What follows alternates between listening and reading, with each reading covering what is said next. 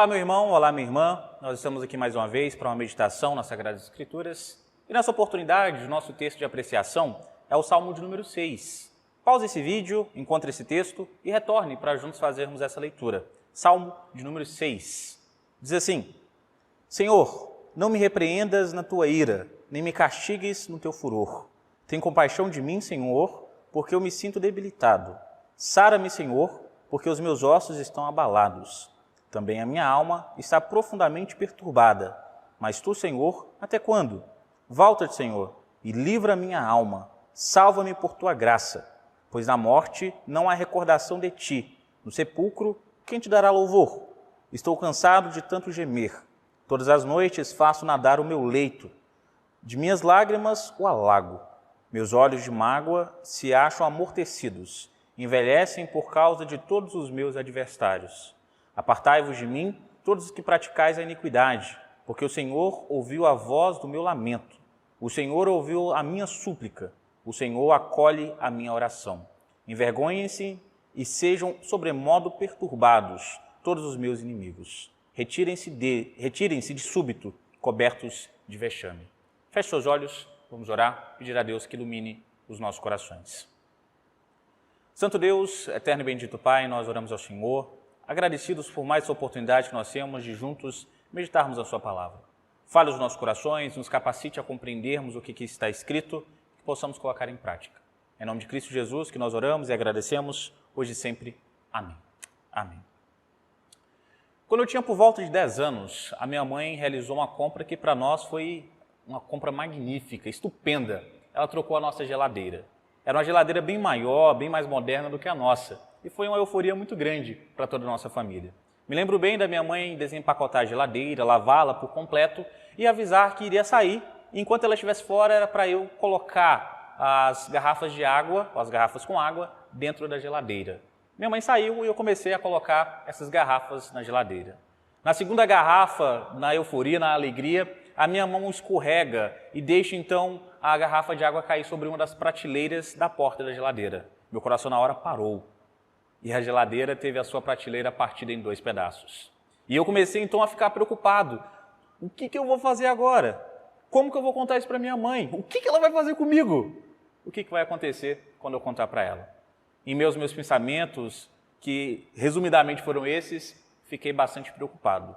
Então, após cerca de 1h30, 2 horas, a minha mãe retorna e eu então falo para ela o que ocorreu. Mas, como toda criança que fez alguma coisa de errada e teme o castigo, eu a abordo da seguinte maneira: Mãe, se eu te falar uma coisa, a senhora promete não brigar? De imediato, ela já fica realmente bem brava, bem irritada e fala assim: Pedro, o que você fez?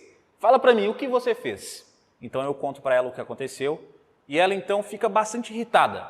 Pega a geladeira, os pedaços da geladeira que haviam se quebrado, cola com o Super Bonder e avisa: se isso não segurar, você vai ter que dar um jeito de comprar outra. Você vai ter que dar um jeito de consertar o que você fez. E Deus foi tão misericordioso que eu não apanhei nesse dia, não apanhei. E ainda tive a oportunidade, a graça de ver essa prateleira durar 16 anos até que se trocasse a geladeira. E nessa oportunidade eu aprendi muito sobre a importância de reconhecer os nossos erros e tratá-los da maneira correta. Por isso, eu te convido nessa oportunidade a experimentar o que o salmista nos diz sobre a importância de entendermos como Deus, de forma misericordiosa, trata os nossos pecados e as nossas aflições. E para isso, nós temos como texto de apreciação o Salmo de número 6. Este salmo ele faz parte dos salmos de penitência, que são compostos pelo Salmo 32, 38, 51, 102, 130, 143 e pelo Salmo de número 6. São salmos que tratam a respeito do clamor, do lamento de um homem que reconhece o seu pecado, de um homem que reconhece que precisa do perdão de Deus. De maneira bem específica, de maneira mais clara e resumida, nós temos a estrutura desses salmos tratando de uma confissão e depois de uma petição. De maneira bem básica, o salmo de penitência ele tem essa estrutura. O salmo que nós estamos vendo aqui nessa oportunidade, ele pode ser situado num recorte bem específico da história de Davi, que é o autor deste salmo. Este salmo foi escrito no período no qual ele estava fugindo de Absalão. De maneira ainda mais específica, este salmo foi escrito no período no qual ele fugia de Absalão e Absalão havia pego todas as suas concubinas que haviam ficado em Israel e estava mantendo relações com elas à vista de toda Israel. Então imagine você, Davi sofrera um golpe de Estado, uma humilhação pública e, como se não bastasse, o texto nos narra que ele tinha algum tipo de espinho na carne, muito provavelmente uma doença. E diante de tudo isso, o que nós vemos é neste salmo, este homem reconhecendo que tudo isso era como se fosse merecedor da parte dele. Ele era merecedor de tudo isso que estava ocorrendo, de tudo isso que estava sobrevindo sobre a sua vida. Ele entende que por ter adulterado com Batseba, enquanto ela ainda era mulher de Urias, e depois ter provocado ou mandado realizasse a morte de Urias, ele era merecedor de tudo isso. Aqui nós temos, portanto, Davi reconhecendo o seu pecado, reconhecendo o seu erro, pedindo perdão a Deus e sendo tratado pelo Senhor, tratado pela misericórdia do nosso Deus. Por isso, eu quero levar os queridos, levar cada um de vocês que estão assistindo esse vídeo, a estarmos vendo de maneira bem clara como a misericórdia de Deus trata as nossas aflições e os nossos pecados. Como de maneira clara nós podemos ver a misericórdia de Deus tratando as nossas vidas. E nós vamos ver algumas características, nós vamos ver algumas maneiras pelas quais Deus usa para tratar os nossos pecados e as nossas aflições. E a primeira maneira que Deus usa se encontra nos versículos de 1 a 7. Pause esse vídeo, leia novamente esses versículos e dê continuidade para a nossa exposição. Os versículos de 1 a 7, eles trazem a primeira maneira pela qual Deus trata de forma misericordiosa os nossos pecados e as nossas aflições. A primeira maneira é levando-nos a desabafar com Deus. O que fazer quando não há esperança de mudança no futuro? O que fazer quando a nossa segurança, quando a nossa paz, elas vão embora e nós ficamos desesperados por termos esperado que a situação ia se resolver, que a situação ia melhorar e isso não ocorre? O que fazer nessa situação? O que nós podemos fazer? Nesses momentos, meus queridos, nós percebemos como Deus nos leva ou nos permite chegarmos ao nosso limite, para Ele alargar esse limite e nos fazer cada vez mais dependentes dEle e unicamente dEle. Só é castigado quem de fato erra de alguma forma. Só recebe castigo aquele que cometeu alguma infração. E Davi aqui está assumindo a sua culpa, porque ele sabe que devia diante de Deus. Ele sabe que devia ao Senhor. Por isso, ele apresenta uma confissão do seu pecado, apresenta uma confissão da situação na qual ele está vivendo. Ele tinha convicção de que era merecedor da ira divina. Ele não se reconhecia ou se enxergava como uma pessoa que estava sendo injustiçada, mas uma pessoa que estava sendo corrigida. Ele não quer abrir mão do castigo, longe disso. A oração dele é para que Deus corrija, mas não corrija no rigor da lei, corrija em misericórdia, corrija através da misericórdia divina, através da misericórdia do nosso Deus. Ele é pedido para ser castigado conforme a misericórdia, que a justiça seja aplicada não com a sua totalidade, com a sua severidade total, mas seja de misericórdia, para ele ter um atenuante diante dessa situação, para que ele tenha mais suavidade em relação ao castigo que receberia. É o que nós vemos sendo pedido pelo profeta Jeremias, lá em Jeremias, no capítulo 10, versículo de número 24, onde nós vemos exatamente isso, para ser castigado, mas para ser repreendido em misericórdia, não no rigor da lei, não no rigor que a lei exige, que a lei do Senhor exige para as nossas vidas. Tanto que nós podemos observar que os pais deveriam corrigir os filhos quando a ira passa, quando a raiva do momento ela cessa e então eles têm capacidade de raciocinar melhor e não cometerem excessos e injustiças com os seus filhos. Não significa que eles não vão aplicar a pena, o castigo que os filhos merecem naquele momento, mas significa que eles medirão, que eles terão nas suas mãos a capacidade de medir de forma adequada para não cometerem exageros, excessos para com seus filhos. É o que Deus faz conosco.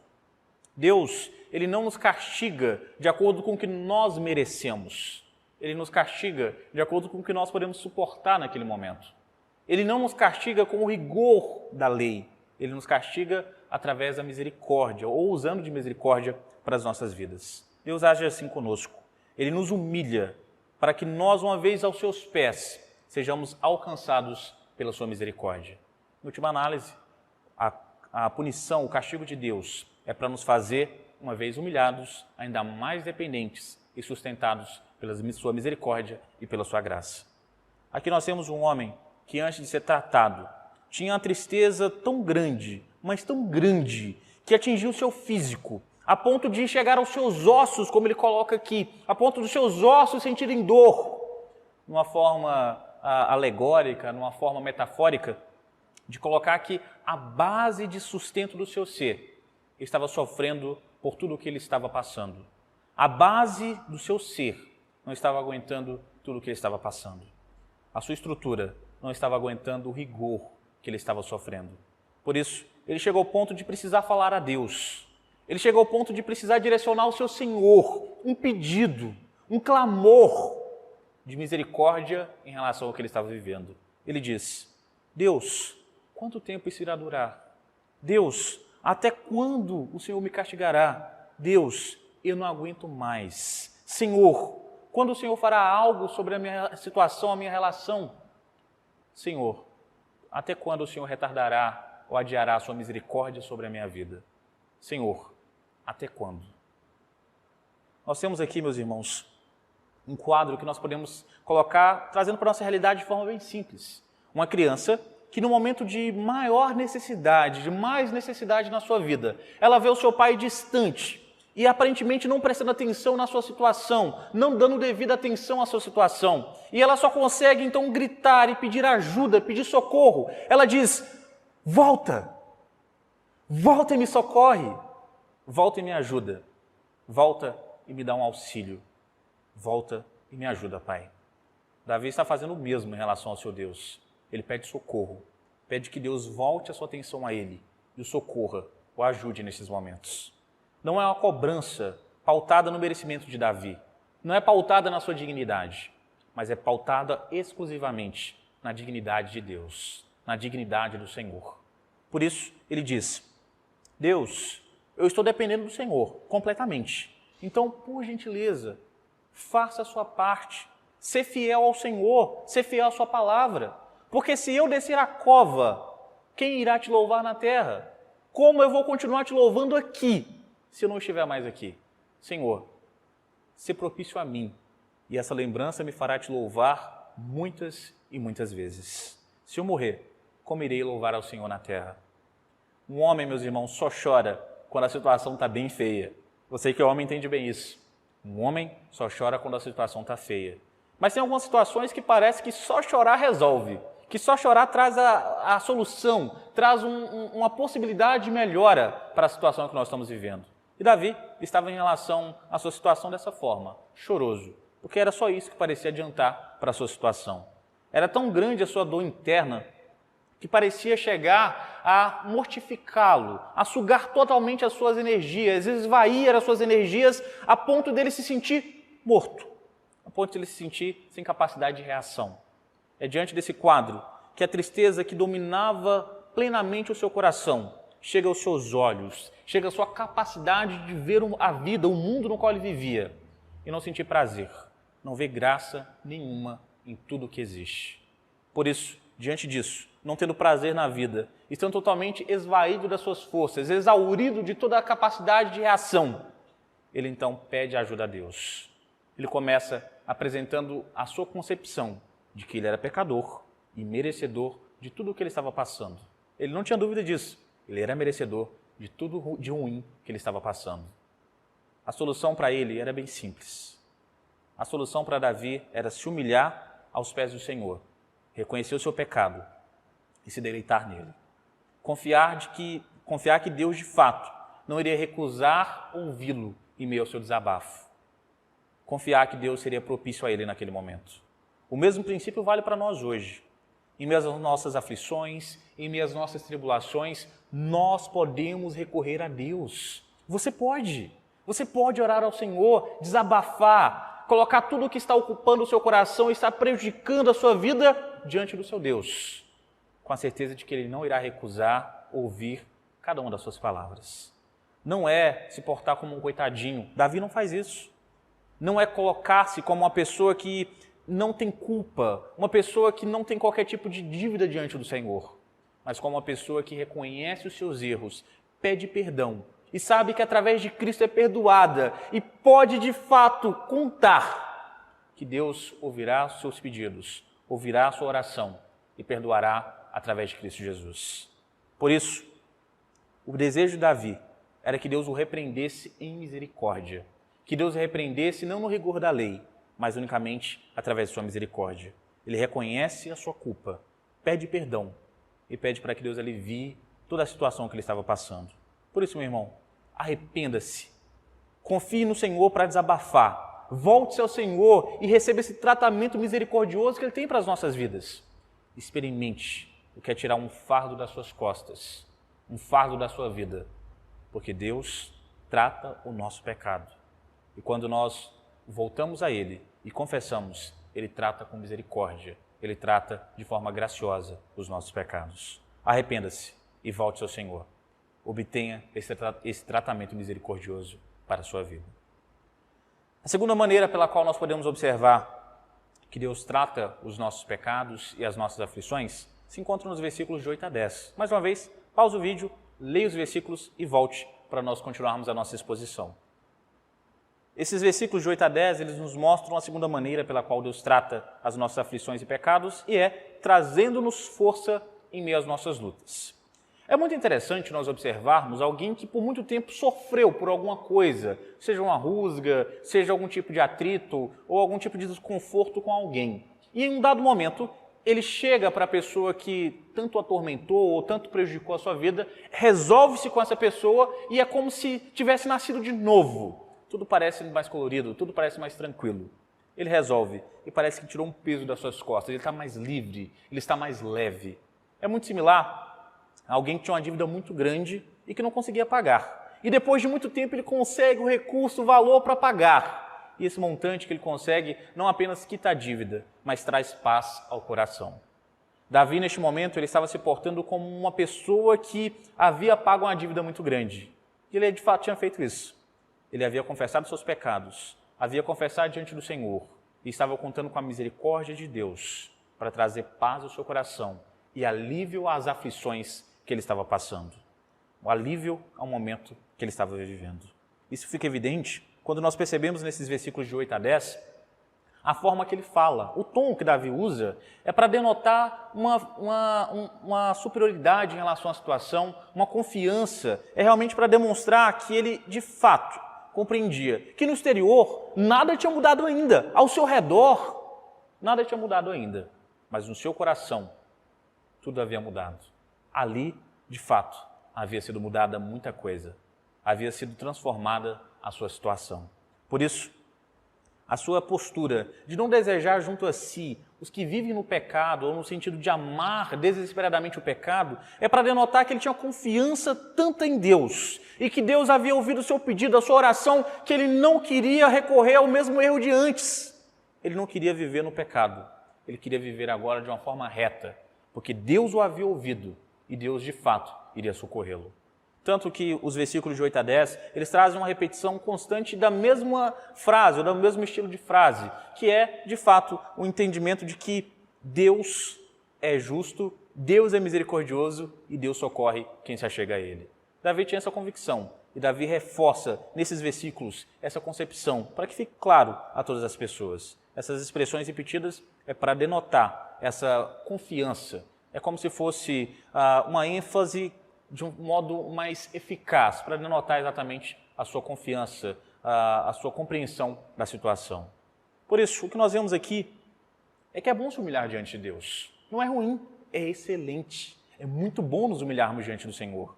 Davi, ele não estava portando-se como alguém que havia sido inocentado das acusações, porque ele não foi. Davi porta-se como alguém que havia sido perdoado. Isso, meus irmãos, é muito diferente. Nós não somos inocentados dos nossos pecados, nós somos perdoados. Só é inocentado quem não tem culpa, e nós temos. E Davi tinha, e nós sempre teremos culpa pelos nossos pecados. O que ocorre é que através de Cristo Jesus, os nossos pecados não são cobrados de nós, no sentido de termos uma condenação espiritual por toda a eternidade. As consequências nós ainda vivemos e colhemos, mas a culpa, a condenação eterna, Cristo pagou por nós. O que nós vemos aqui é Davi portando-se como alguém que foi perdoado. Por isso ele não age como um coitadinho, um injustiçado, uma pessoa que teve realmente uma situação que era injusta para ele estar vivendo. Davi, na verdade, ele porta-se como uma pessoa que estava muito grata, porque foi perdoado sem merecer. Porque foi perdoado pela graça, como nós vemos no nosso texto. Ele foi perdoado não pelo merecimento, mas pela graça do Senhor.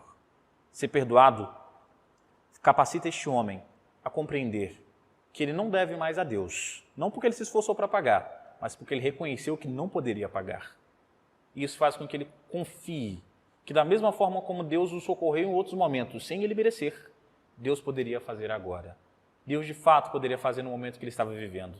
Isso traz uma segurança tão grande ao coração de Davi, que faz com que ele possa começar então a olhar os seus adversários, aqueles que estão ao seu redor e dizer: eu confio que Deus vai me socorrer. Eu confio que Deus irá de alguma forma me ajudar na minha situação. Após receber o tratamento para o seu pecado, Davi recebe também um tratamento para a sua aflição. E toda a angústia que estava no seu coração é substituída por uma paz tremenda e pela compreensão, pela concepção de que Deus está no controle e poderia o socorrer, o ajudar nestes momentos. A graça de Deus é a única luz de vida para os santos. É o que capacita pessoas necessitadas a estarem confiantes no socorro divino. Como bem colocou Calvino comentando esse texto. A compreensão de que Deus, através da sua graça, nos socorre, nos capacita a vermos uma luz no fim do túnel, nos capacita a vermos que não estamos sozinhos, não estamos desamparados. Deus vem nos socorrer. Por isso, Davi deixa claro que o livramento que ele recebeu é atribuído a Deus. Isso permite compreender que Deus, de fato, pode ajudá-lo. Deus pode resolver a sua situação. Afinal, o Senhor já o respondeu em outros momentos. Por que ele não responderia agora? O que impediria Deus de responder agora? Deus ouviu o seu clamor. Deus ouviu a sua oração. Deus ouviu o seu pedido de socorro. Davi se porta como uma pessoa perdoada, uma pessoa confiante de que pelos méritos de Deus, não dele, Deus de fato poderia socorrer, resolver a sua situação. Assim, não há nada que faça nós ficarmos absurdamente alarmados, preocupados, desesperados, se verdadeiramente soubermos em nossos corações que somos amados por Deus. Se nós soubermos verdadeiramente que os nossos pecados, eles não nos impedem de sermos amados por Deus. Nós temos que compreender, meus irmãos, que em Cristo nós tivemos o perdão para todos os nossos pecados. E o arrependimento é fruto exatamente desse nosso relacionamento. Por sermos perdoados, nós somos convencidos mais uma vez que precisamos nos arrepender dos nossos pecados. Os nossos pecados nos impedem de termos um relacionamento mais íntimo com o Senhor. Mas nós não perdemos a salvação por causa dos pecados. Nós não passamos a ser odiados por Deus por causa dos nossos pecados. Cristo pagou e garantiu que nós fôssemos sempre amados por Deus. Assim, o salmista, ele coloca de uma forma bem clara, avisando aos seus inimigos, avisando aos seus adversários: preparem-se, Deus está vindo me socorrer. Preparem-se, Deus está vindo em meu socorro. Preparem-se, Deus está vindo me ajudar. Meus irmãos, essa frase é muito simples. É uma frase muito curta até por sinal, mas é uma frase que denota uma compreensão de vida. Uma compreensão que faz esse homem crer que mesmo não merecendo, porque era pecador, mesmo não merecendo de forma alguma a ajuda do Senhor, ele compreendia, confiava que Deus viria em seu socorro. Deus viria ajudá-lo. Por isso, para as nossas vidas, o tratamento é o mesmo. É nós nos humilharmos diante de Deus, colocarmos os nossos pecados diante de Deus, compreendendo que Ele nos perdoará em Cristo, não pelos nossos méritos, e compreendendo que através da sua misericórdia, Ele estará agindo com forma mais branda para tratar os nossos pecados. E através da sua graça, Ele fará com que o auxílio para as nossas vidas, ele seja de uma forma que resolva as nossas situações, a começar pelos nossos corações. Por isso, nós não somos inocentes. Não se porte como inocente diante de Deus. Você é culpado pelos seus pecados, mas através de Cristo Jesus, você é perdoado, uma vez como eleito do Senhor, alcançado pelo Espírito Santo. A certeza de saber que nada é impossível ou pesado demais para aquele que nos amou em seu Filho é uma delícia muito grande para nós. É uma paz muito grande. É algo que traz uma segurança muito grande, uma confiança muito grande para os nossos corações, independente da luta pela qual nós passemos. Confiemos que Deus nos auxilia de forma graciosa, porque a sua misericórdia tratou o nosso pecado, tratou a aflição no nosso coração e fez com que nós enxergássemos que Ele pode resolver o nosso problema, a nossa situação. Por isso, volte ao Senhor e confie no seu misericordioso tratamento, tanto para o seu pecado como também para a sua aflição. O momento que nós temos vivido é muito propício para nós acharmos que estamos sofrendo de forma injusta, que nós não somos merecedores do que nós estamos vivendo. Tem uma frase que eu gosto muito que trata a respeito disso. Se você não se considera como o maior dos pecadores, há algo de muito errado com você. É uma releitura do que o apóstolo Paulo coloca, que todos nós somos pecadores, carecemos da glória do Senhor e nós somos afastados, inimigos do Senhor. Nós precisamos compreender, meus irmãos, que a palavra de Deus nos mostra que, como pecadores, nós merecemos tudo de ruim que Deus fizer para conosco. Tudo, tudo ainda é pouco comparado com o que nós merecemos. Deus ainda age com misericórdia, Ele ainda usa de misericórdia para com as nossas vidas. Tudo que Deus faz de ruim aos nossos olhos, nós somos merecedores. E tudo que Deus faz de bom, nós somos imerecedores. Nós não temos como merecermos. Nós não temos como merecer de forma alguma o que Deus faz de bom para nós. É tudo comprado por Cristo Jesus. Tudo comprado por Cristo Jesus na cruz, através do seu sacrifício para o perdão dos nossos pecados. Nós precisamos entender que quando nós nos voltamos ao Senhor, olhamos para Ele, reconhecemos que nós não somos nada distante dEle, ou nada diante dEle também, nós somos abençoados. As aflições nos capacitam a olharmos mais para Deus e menos para nós. Como bem disse o Josemar Bessa, se a aflição te fez orar, ela já te abençoou. Por isso, meu querido, tudo existe para a glória de Deus. Absolutamente tudo. Você, eu, as nossas aflições, até mesmo o Covid-19, existe para a glória de Deus. Tanto na punição, na retribuição dos pecadores, como também no socorro que Deus dá aos seus eleitos, aos seus escolhidos. Por isso, use esse tempo, utilize esse momento no qual nós estamos vivendo, para voltar-se ao Senhor, desabafar diante dEle, confessar o seu coração, confessar o que está no seu coração, esvaziar-se diante do Senhor e reconhecer que você não merece nada de bom e que tudo de ruim que ocorrer, você é merecedor. Peça a Deus para usar de misericórdia, para tratar o seu pecado, para tratar a sua aflição, para Ele não te dar o que você merece. E glorifica a Deus sendo tratado e sendo corrigido. Glorifica a Deus em meio ao tratamento que você receberá. Deus não nos abandona. Ele não nos larga em meio às nossas lutas. Ele nos socorre, Ele nos ajuda. Tanto que Cristo Jesus, na cruz, Ele foi abandonado para que nenhum de nós fôssemos abandonados por Deus. Cristo Jesus, sozinho naquela cruz, granjeou da parte de Deus socorro vitalício, eterno para as nossas vidas. Não apenas enquanto nós vivemos, mas por toda a eternidade, nós continuaremos sendo aceitos e amados em Cristo Jesus. Por isso, confesse os seus pecados, arrependa-se dos seus erros e ore fervorosamente ao Deus que te perdoa e que te socorrerá. Volte ao Senhor e confie e desfrute do seu misericordioso tratamento. Volte ao Senhor e experimente o quão prazeroso é ser corrigido por aquele que te ama de fato. Que Deus te abençoe e assim você possa enxergar e assim você possa viver. Feche seus olhos. Vamos orar ao Senhor. Santo Deus, eterno Pai, nós oramos ao Senhor, oramos agradecidos pelas nossas vidas, oramos agradecidos pelo momento que nós passamos em meditação na Sua Sagrada Palavra. E agora nós pedimos, ó Pai, fale aos nossos corações, mostre de forma pessoal a cada um de nós que nós somos pecadores e não merecemos nada de bom da Sua parte, que nós somos pecadores e merecemos tudo de ruim que vier da Sua parte para nós. Santo Deus, nos convença mais uma vez que nós precisamos de Ti e que todo este momento que nós temos vivido serve para nós voltarmos os nossos olhos a Ti e entendermos que nós precisamos e muito do Senhor. Santo Deus, nos capacite a olharmos e vermos que precisamos de tratamento para os nossos pecados, a olharmos que precisamos de tratamento para a nossa aflição e que de forma misericordiosa somente no Senhor podemos obter esse tratamento, obtermos, ó Pai, essa salvação em meio à nossa aflição, em meio ao nosso mundaréu de pecados. Santo Deus, nos ajude a reconhecermos que o Senhor é bondoso, justo, misericordioso e gracioso para com as nossas vidas. A reconhecermos que somente em Cristo Jesus nós podemos ter acesso ao Senhor. Nos abençoe, ó Pai, nos corrija, nos repreenda, mas em amor, em misericórdia, ó Pai. Nos capacite a vermos a Sua boa mão sobre as nossas vidas. É em nome de Cristo Jesus que nós oramos e agradecemos, hoje e sempre. Amém.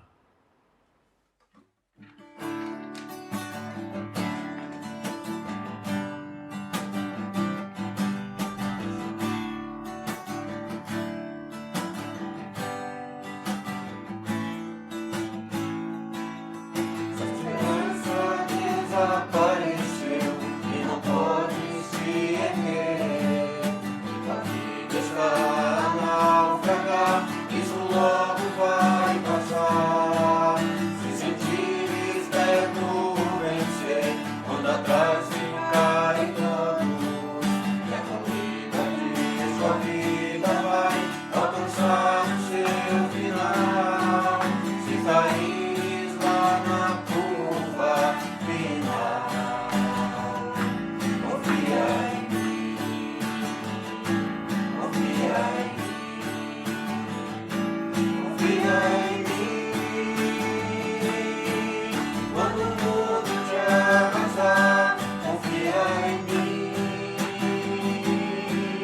Se não pode se encontrar, confia em mim. Se negares teu amor, sempre podes confiar e depender de mim.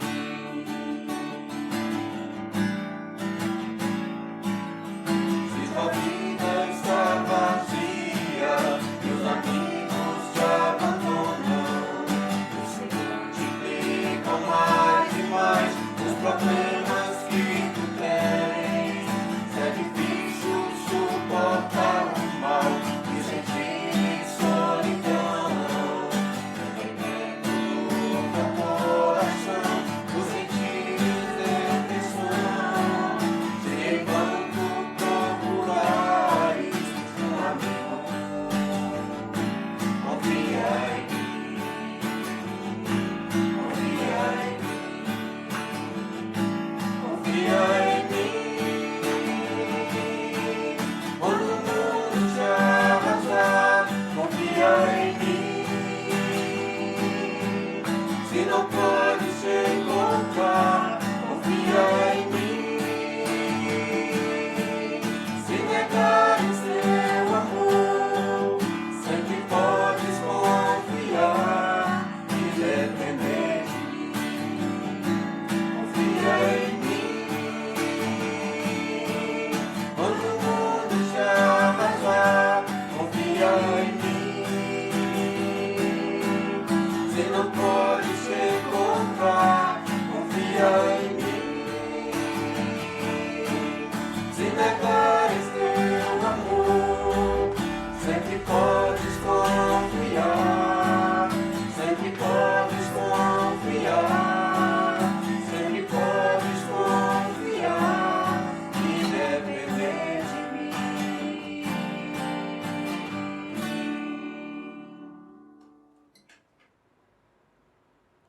É muito maravilhoso, meu irmão, minha irmã, sabermos que Deus tem cuidado de nossas vidas e que nós possamos confiar nele, que possamos acreditar que, de fato, Ele está no controle de tudo, tem cuidado das nossas vidas, tem tratado os nossos pecados e tem tratado as nossas aflições. Que você confie, assim como nós cantamos, assim como nós ouvimos. Feche seus olhos, vamos orar e vamos encerrar o nosso momento de meditação nas Sagradas Escrituras. Santo Deus, Eterno Pai, nós agradecemos ao Senhor por estes momentos que nós passamos aqui, que possamos, por toda essa semana que se inicia, colocarmos em prática o que temos aprendido da sua santa palavra. Santo Deus, sustente a cada uma das famílias espalhadas pelo nosso mundo, ó Pai. Dê atendimento às suas necessidades. Senhor, que possamos ser a mão estendida do Senhor para todas as pessoas ao nosso redor. Nos capacite, ó Pai, a demonstrarmos o amor que o Senhor tem nos dado. Em nome de Cristo Jesus, que nós oramos e agradecemos, hoje e sempre. Amém. E agora, irmãos, que a graça e a paz do nosso Senhor Jesus Cristo, o amor de Deus o Pai e as ternas e benditas consolações do Espírito Santo sejam sobre os irmãos aqui reunidos e todos os irmãos espalhados pela face da terra, hoje e pelos séculos dos séculos. Amém. Deus abençoe ricamente sua vida, tenha uma excelente semana e desfrute da paz e da graça do Senhor.